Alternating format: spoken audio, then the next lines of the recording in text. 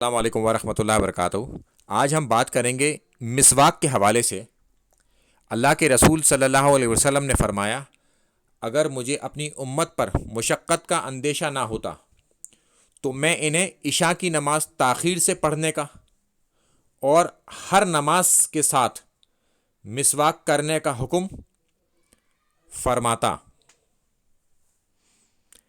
تو اللہ کے رسول صلی اللہ علیہ وسلم نے آسانی تلاش کی امت کے لیے۔ ہمیں دین میں مشکلات نہیں پیدا کرنی چاہیے، آسانی کا نام دین ہے۔ چیزوں کو ہمیں آسان طریقے سے بتانا چاہیے اور انہیں سمجھانا چاہیے لوگوں کو، اس میں کوئی مشکلات ان کے لیے پیدا نہیں کرنی چاہیے۔ اس سے ایک بات تو یہ سمجھ میں آئی، دوسری مسواک کا کرنا کتنا اہم ہے یہ بھی ہمیں سمجھ میں آتا ہے۔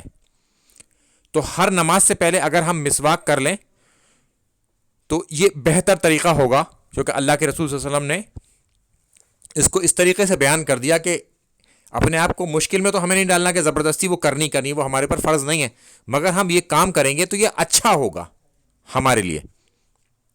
تو لہٰذا اگر کوئی شخص ٹوتھ پیسٹ کر دیتا ہے برش کے ساتھ اور اس کا ارادہ یہ ہے کہ وہ اپنے دانتوں کی صفائی کر رہا ہے، منہ کی صفائی کر رہا ہے، تو وہ اسی زمرے میں آ جائے گا۔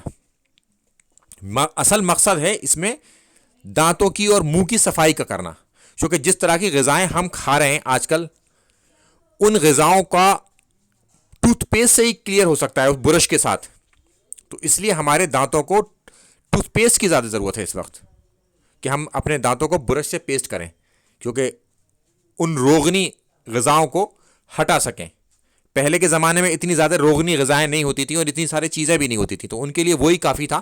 لہٰذا اگر کوئی مسواک کرنا چاہتا ہے تو مسواک بھی کر سکتا ہے، اور اگر کوئی چاہتا ہے کہ برش کے ساتھ پیسٹ کر لے، اپنے سارے دانتوں کو صفائی کر لے، تو وہ یہ بھی کر سکتا ہے۔ نیت اس کی دانتوں کی اور منہ کی صفائی کی ہو اگر، تو اسے انشاءاللہ ثواب ملے گا اللہ نے چاہا تو۔ السلام علیکم ورحمۃ اللہ وبرکاتہ۔